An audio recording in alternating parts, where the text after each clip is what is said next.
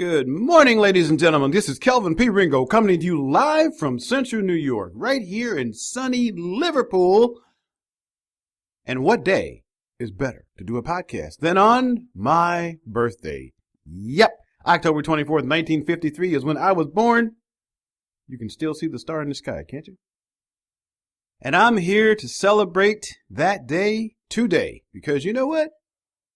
I've made it 62 years and I'm still cute, I'm still happy, I'm still fun. Understand that these are all my assessments. You may not agree, but then again, I am living in my own world and it's my vision that counts right now. Wouldn't you say? Absolutely. But I have a little confession to make. I started this podcast on my birthday, but I didn't finish it on my birthday because stuff got in the way. Oh yeah. I sat around making excuses and I had all these reasons for not finishing the podcast and little things came in to annoy me and suddenly it just didn't get done. I was okay with that. So I thought.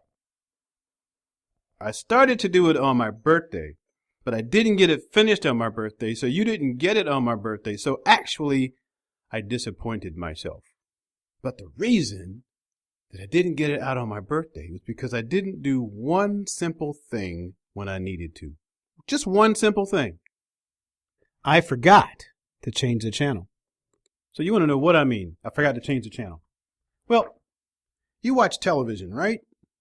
Now, before you say no, the Nielsen Company says that the average American watches 5 hours of television a day.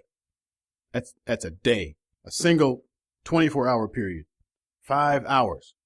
If you drill that out over a year, that comes to 76 days. Almost 11 weeks. 2.5 months of television if you placed it end to end. Man, that's like 3 years worth of vacations, right? Watching television? And if you're over 65, it says it goes to 7 hours a day. Well, if you're over 65, most people don't have nothing to do. So it makes sense to watch all the game shows.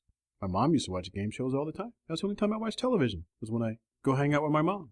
Because I don't watch television. That was the only excuse I had. My mom passed away in 2013. I got no excuse to watch television anymore. But anyway, regardless of that, when you watch television, no matter how much you watch it or how little you watch it, when something comes on the TV that you don't like, what do? You change the channel, right? I don't like that. I change the channel. Or maybe you don't watch television. Maybe you listen to Pandora. I listen to Pandora a lot.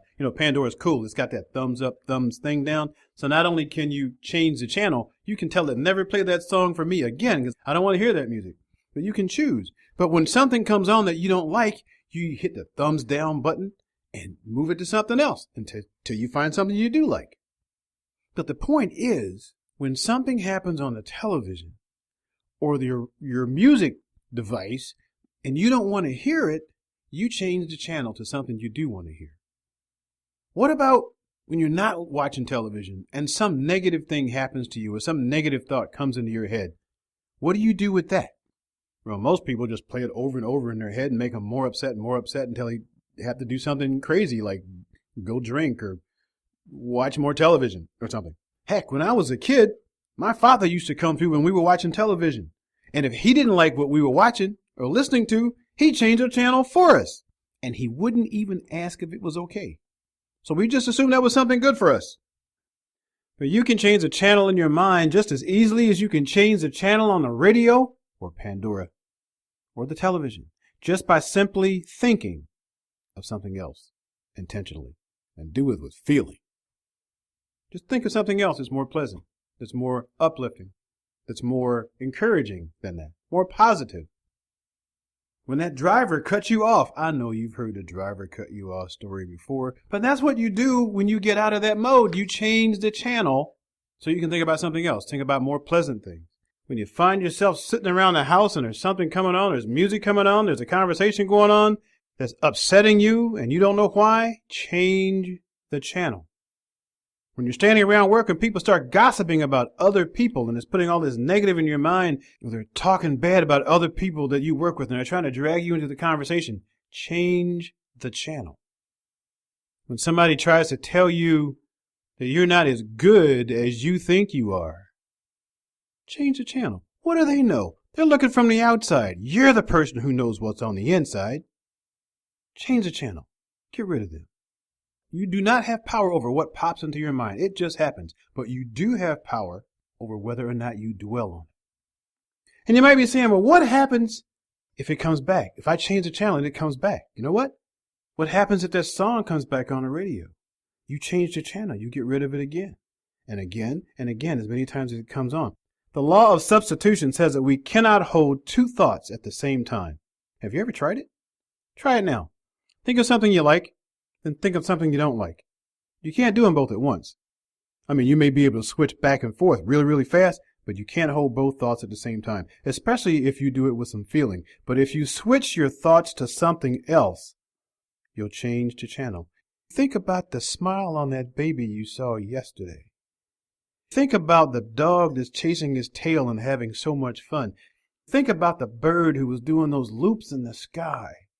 And you were going, wow, I wish I could fly like that.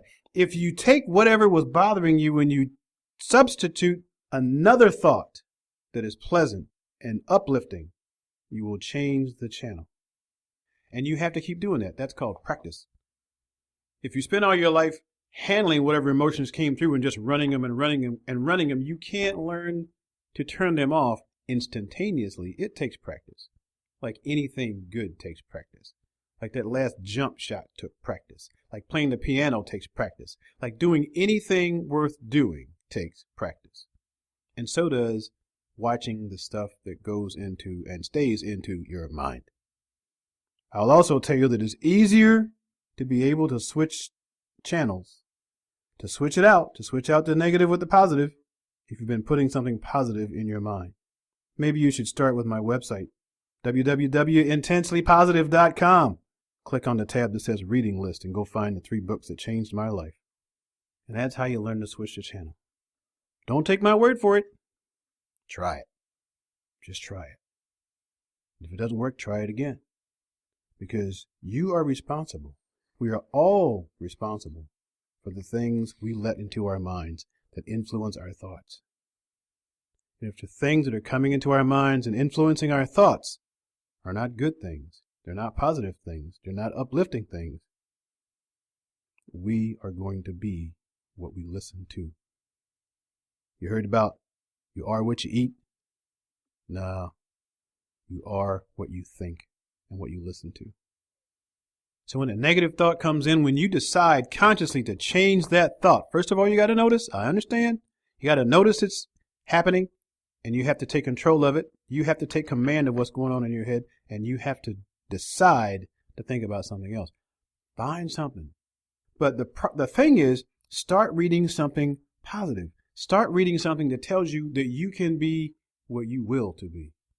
Start reading stuff that tells you you can win instead of you can't help it. That's what I did. That's what those books did for me. If you're sitting there, standing or walking there right now, saying, I can't do that, it won't work for me, there's something you should realize. You are being programmed by your own words. Your subconscious mind has no defense against your voice, and when you say those words to yourself, you are giving your mind a command that you must fail. And is that really what you want? So instead of saying, I can't, how about trying, I can? I can learn to do that. Maybe you can't do it right now. Maybe it's going to take some practice, but I can learn to do that. I mean, after all, you learn to walk. You know what a tough job that was, though you probably don't remember because you do it so naturally now. But you learned how to walk from nothing. I will learn to do that. That's a statement of will.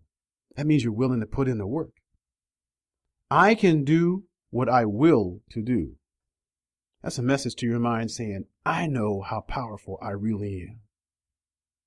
And then you tell yourself, I'm getting better every day. I can learn to do that. I will learn to do that. I can do what I will to do. I'm getting better every day. Now try that instead of, well, those other words that we were talking about. And remember, practice, practice, practice. And then every day in every way, you'll get better and better and better until you're where you need to be. Okay, does that work for you? So the next time some negative thought or situation assails you from the unknown or the known, what are you going to do? Say it with me now. Change the channel. Oh, yeah. We'll see you next time.